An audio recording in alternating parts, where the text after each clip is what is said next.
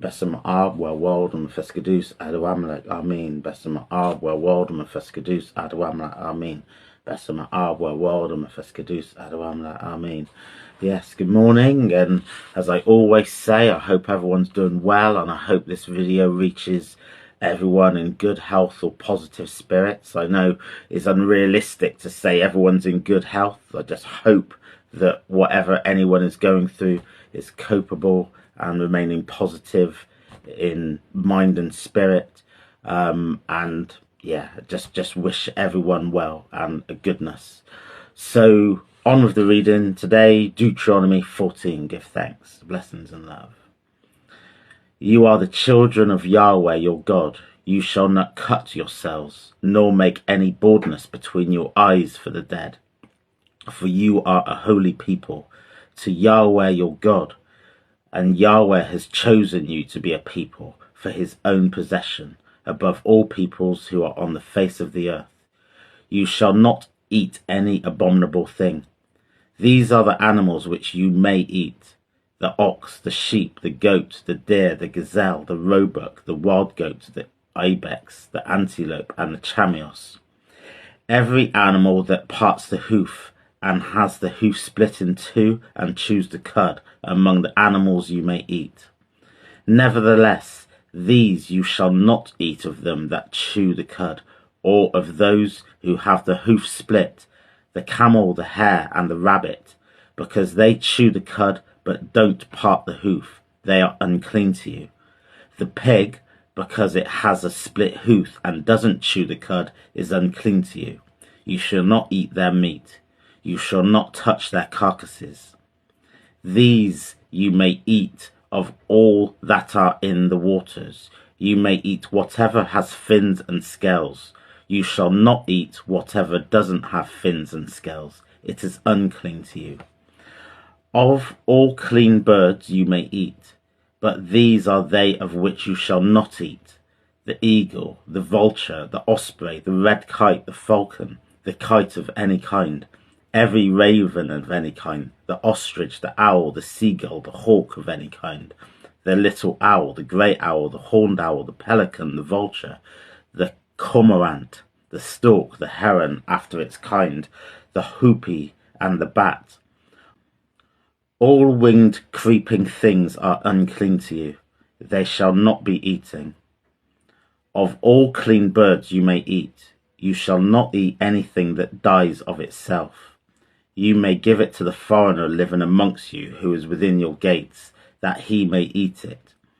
Or you may sell it to a foreigner, for you are a holy people to Yahweh your God. You shall not boil a young goat in its mother's milk. You shall surely tithe all the increase of your seed, that which comes out of the field year by year. You shall eat before Yahweh your God in the place which he chooses to cause his name to dwell.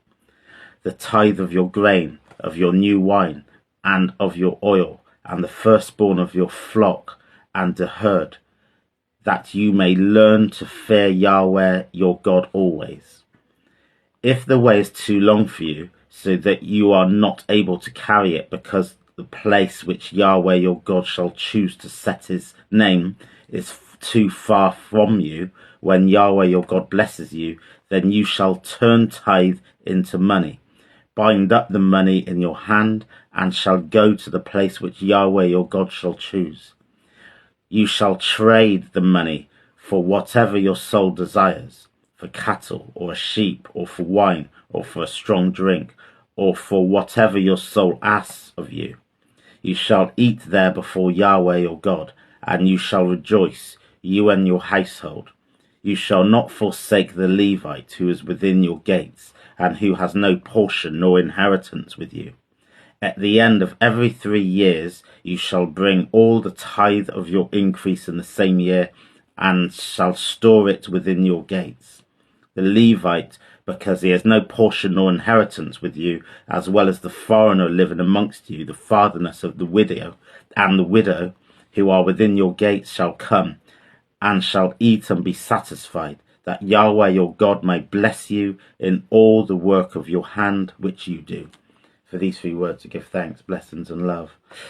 So Yes, so in this chapter we hear some of the rules that we've already heard in Leviticus. We hear the dietary laws and what's forbidden, what's deemed clean and unclean.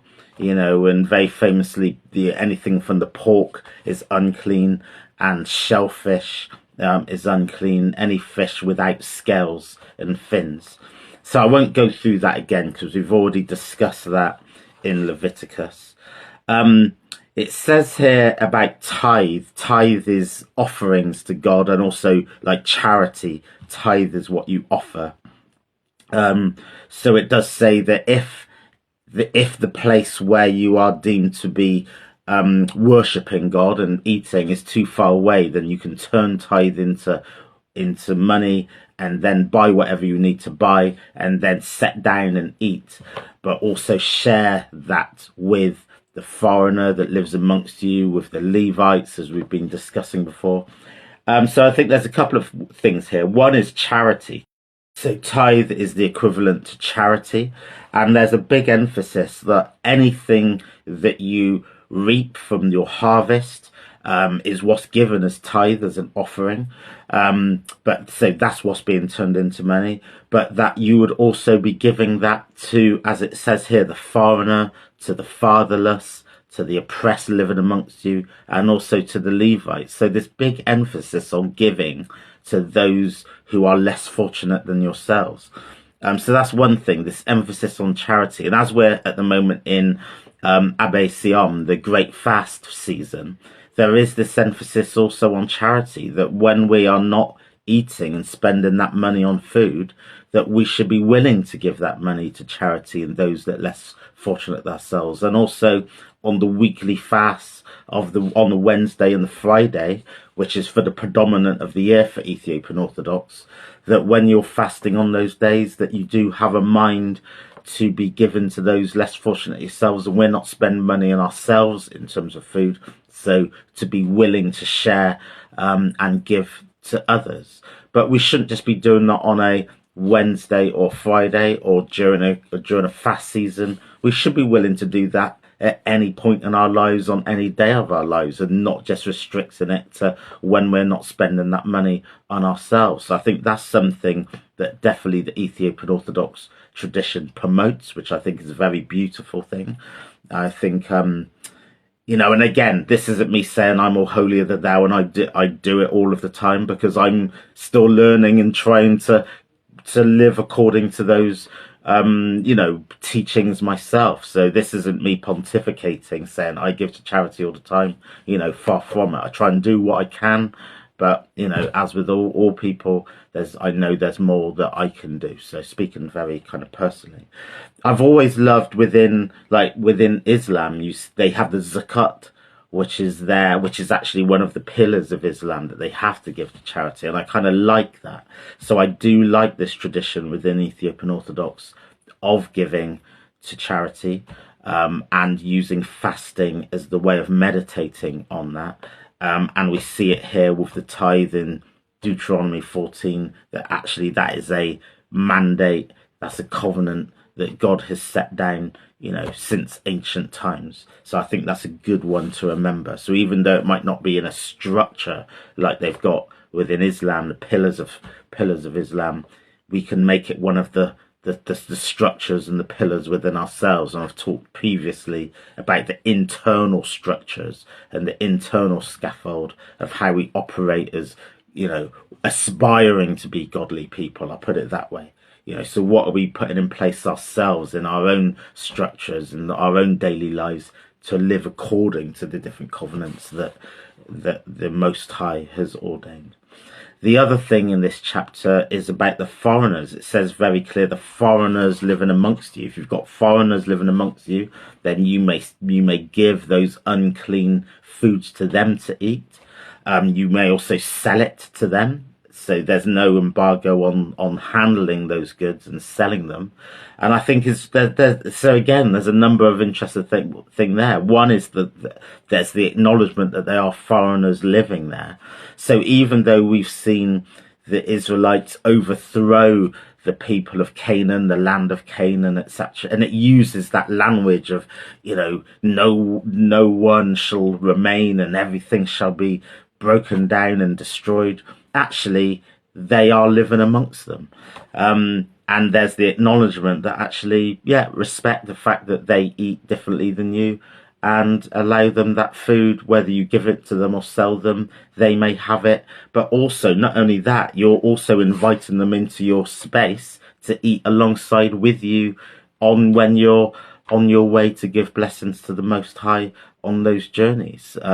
So yeah, it's interesting, and as I said before, when God and Moses gave the mandate to the children of Israel to go and destroy Canaan, that it wasn't not done on racial lines, it's done on much more kind of cultural lines, because Israel themselves get that same punishment. And again, discussed that before as well. So you can see here the respect for the foreigner, and they are not ostracized or, executed, whatever, just on the basis that they are foreigners. It's more about the idolatry and those type of practices that God was more clamping down on that, and he wanted that element destroyed, not the people for the people's sake, if you like.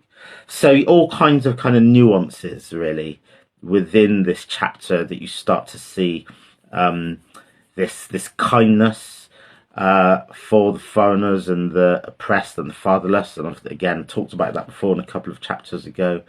This element that is okay to share and give and also sell the unclean, according to the Hebrew tradition, unclean animals to others. So there's a very practical element there, that they know they have to make a living, but they're not unclean to the extent that you can't kind of handle them, etc. But also, what's also in here is separation. That even though you might be living amongst other people, but you are not of them, and you've got different traditions. You're not to cut your hair when you're faced with the dead. You're not to, eat certain things. There's still the separation that you are a special people. You live in amongst people, but you've got different traditions, and that shouldn't be compromised, really. And I think that's the main message of Deuteronomy 14. So have a great day, whatever you get up to. Hope is all positive, and God willing, I'll be back for more readings tomorrow. Give thanks.